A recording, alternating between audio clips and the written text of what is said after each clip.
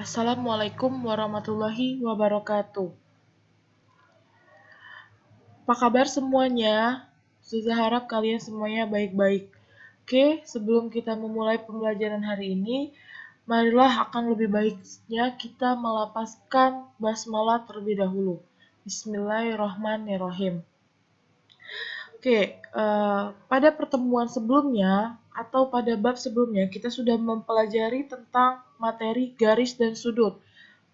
Pada pertemuan saat ini, kita akan sudah memulai memasuki bab baru, yaitu bab bangun datar segi 4. Jadi, pada bab ini kita akan mempelajari beberapa bangun datar segi 4. Pada pembelajaran kali ini, kalian pasti sudah pernah yang namanya atau sudah kenal yang namanya bangun datar segi 4. Ya. Bangun datar segi 4 itu mungkin sudah pernah kalian pelajarin ketika kalian SD, yaitu salah satunya persegi dan juga bangun bentuk persegi panjang. Nah, pada bab ini kita akan mempelajari beberapa bangun datar segi 4 kembali, sambil mengingat-ingat apa yang sudah pernah kalian pelajari ketika kalian SD. Sebelumnya, bisa kita lihat pada gambar ini bahwa ada gambar ubin atau keramik dan juga lantai. Apa hubungannya dengan pembelajaran kita hari ini? Ya, pasti ada hubungannya. Ubin atau keramik itu merupakan salah satu contoh nyata bentuk dari bangun datar segi 4. Bangun apakah dia? Coba kalian perhatikan keramik yang ada pada lantai tersebut. Ya, betul sekali. Keramik pada lantai tersebut, dia membentuk suatu bangun datar segi 4, yaitu persegi. Oke, kalian bisa lihat bahwa jika dalam satu dus kemasan ubin berisi 6 keping keramik dengan harga Rp78.030, dapatkah kalian menghitung besar biaya pembelian ubin keramik untuk lantai ruang tersebut? Oke, kalian bisa menyelesaikannya. Kita masuk ke materi yang pertama. Sebelumnya, kita harus tahu dulu jenis-jenis dari segi 4. Jadi, segi 4 itu ada 6 jenis. Yang pertama, persegi, persegi panjang, jajar genjang, belah ketupat, layang-layang, dan trapesium. Bangun datar segi 4 mempunyai ciri yang paling utama dan paling signifikan, yaitu bahwa bangun datar segi 4 dia pasti mempunyai 4 bagian sisi. Oke, bisa kita lihat materi pertama kita, yaitu persegi. Sebelumnya kita sudah tahu bahwa ubin atau keramik pada lantai itu membentuk persegi. Persegi itu mempunyai ciri-ciri atau sifat-sifat. Kita lihat dulu persegi. Berdasarkan dengan ciri-ciri bangun datar segi 4 tadi, bahwa bangun datar segi 4 itu mempunyai 4 sisi. Pada persegi dia punya 4 sisi tidak? Iya, dia punya 4 sisi. Pada persegi dia punya 4 sisi yang sama panjang, yaitu bisa kita lihat sisi A sama dengan sisi B, sama dengan juga sisi C, dan sama juga dengan sisi D. Pada sisi A, pada persegi, sisi yang saling berhadapan itu dia akan sama panjang atau dia akan sejajar. Kita bisa lihat sisi A itu sejajar dengan sisi C, yang artinya dia berhadapan dengan sisi yang artinya sisi A sejajar dengan sisi C. Begitupun dengan sisi D dan sisi B. Dia berhadapan yang artinya dia sejajar. Oke, selanjutnya rumus persegi. Rumus luas persegi, karena persegi itu bentuknya semua 4 sisinya sama panjang, maka untuk luas dia adalah sisi dikali sisi. Rumus kelilingnya 4 kali sisi, atau sisi A ditambah sisi B ditambah sisi C dan ditambah sisi D. Selanjutnya kita ke contoh soal. Contoh soal, kita punya contoh seseorang yang lagi memasang ubin atau keramik pada lantai. Pada soalnya, sebuah lantai berbentuk persegi panjang dengan panjang sisinya 6 meter. Jadi lantai tersebut dia punya panjang sisi 6 meter. Lantai tersebut akan dipasangi ubin atau keramik berbentuk persegi berukuran 30 cm kali 30 cm. Jadi keramiknya itu berukuran 30 cm kali 30 cm. Tentukan banyaknya ubin yang diperlukan untuk menutup lantai. Oke, langkah pertama kita cari dulu luas lantai berbentuk persegi tersebut. Dia punya sisi 6 meter. Karena ubin itu dia mempunyai satuan cm, maka lantai itu sisi lantai kita ubah dulu ke dalam satuan cm. Jadi 6 meter jadi 600 cm. Maka luas lantai kita langsung masukin rumus persegi, yaitu sisi kali sisi sama dengan 600 cm kali 600 cm sama dengan 360.000 cm kuadrat. Selanjutnya langkah kedua, kita mencari luas ubin atau luas keramiknya. Kita sudah tahu bahwa luas keramik tadi adalah 30 cm. Kalau 30 cm ya udah tinggal dikaliin aja, sama dengan 900 cm kuadrat. Terakhir kita mencari banyaknya ubin dengan cara sebagai berikut. Banyak atau luas lantai itu dibagi dengan luas ubinnya, maka didapatlah banyak ubin itu adalah 400 buah. Jadi, banyaknya ubin yang diperlukan untuk menutup lantai adalah 400 buah. Selanjutnya kita masuk ke materi selanjutnya, yaitu persegi panjang. Sebelum kita masuk ke sifat-sifat persegi panjang, kalian coba perhatikan dua gambar yang ada pada slide ini. Gambar pertama dan gambar kedua, manakah yang merupakan bentuk bangun persegi panjang? Ya, bangun pertama merupakan bentuk persegi panjang. Sama seperti persegi, persegi panjang juga mempunyai sifat-sifat, yaitu ada dua pasang sisi yang sama panjang. Nah, bedanya dengan persegi panjang, kalau persegi panjang, semua sisinya punya panjang yang sama. Tapi pada persegi panjang, ada dua pasang sisi yang punya panjang sisi yang sama, yaitu bisa kita lihat sisi H dan sisi F itu saling berhadapan, berarti dia sejajar, dia punya panjang yang sama. Itu disebut dengan panjang. Terus sisi E berhadapan dengan sisi G. Sisi E dan sisi G itu dia juga sama panjang atau lebih pendek yang dinamakan dengan lebar. Selanjutnya rumus persegi panjang.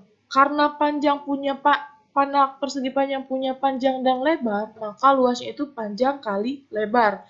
Untuk keliling, karena pada persegi panjang dia ada dua panjang, dua sisi panjang dan dua sisi lebar, maka rumusnya 2 kali panjang kali 2 kali ditambah 2 kali lebar, atau panjang ditambah lebar ditambah panjang ditambah lebar, atau 2 dikali dalam kurung panjang ditambah lebar. Oke, kita ke contoh soal. Ada sebuah kolam renang berbentuk persegi panjang dengan ukuran panjang 30 meter dan lebar 20 meter. Di sekeliling kolam renang tersebut akan dipasangi pagar dengan biaya pembuatannya 50.000 per meter. Jadi pagar itu 50.000 biayanya itu harus dikeluarin 50.000 per meter. Pertanyaannya, tentukan besar biaya yang diperlukan untuk membuat pagar tersebut. Pembuatan pagar di sekeliling kolam renang berbentuk persegi panjang sama dengan membentuk sekeliling kolam renang. Kita kan mau buat pagar, berarti kita harus mengelilingi dong. Berarti kita pakai rumus keliling persegi panjang, di mana rumusnya 2 kali panjang ditambah lebar, atau 2 kali panjang ditambah 2 kali lebar. Sama dengan panjang tambah lebar tadi itu 50, sama dengan 2 kali 50 berarti 100 meter. Nah, tadi kita sudah tahu bahwa per meternya itu 50.000. Ya udah, tinggal kita kaliin aja 100 meter dikali 50.000 sama dengan 50 juta. Yang artinya untuk membuat pagar membutuhkan biaya sebanyak 5 juta rupiah. Selanjutnya kita masuk ke bab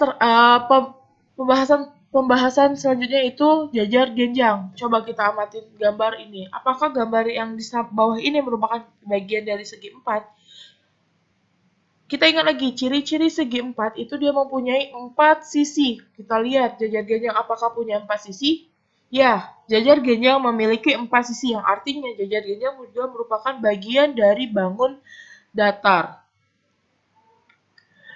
Jajar genjang juga memiliki sifat-sifat. Yang pertama, sisi yang berhadapan sama panjang dan sejajar. Yang kedua, sudut yang berhadapan sama besar. Dan yang ketiga, dua sudut yang berdekatan berjumlah 180 derajat.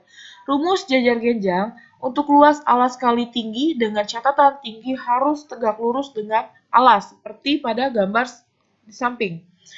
Yang kedua, keliling, jumlahkan semua sisinya.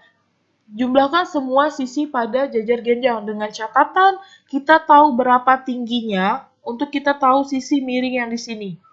Oke, kita lanjut ke contoh soal. Di contoh soal ini ada gambar rumah, atap rumah.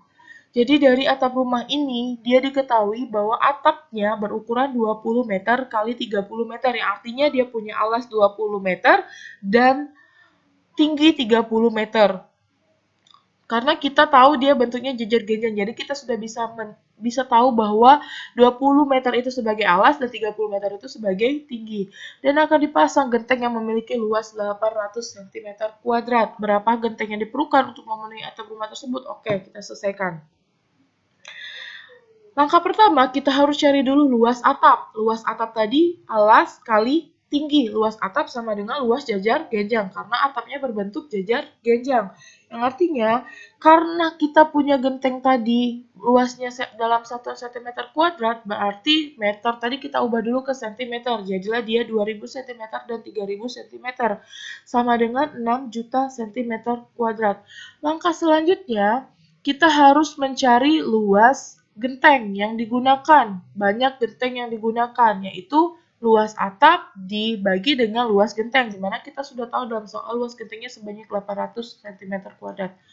Setelah dibagi, hasilnya 7.500 genteng, yang artinya untuk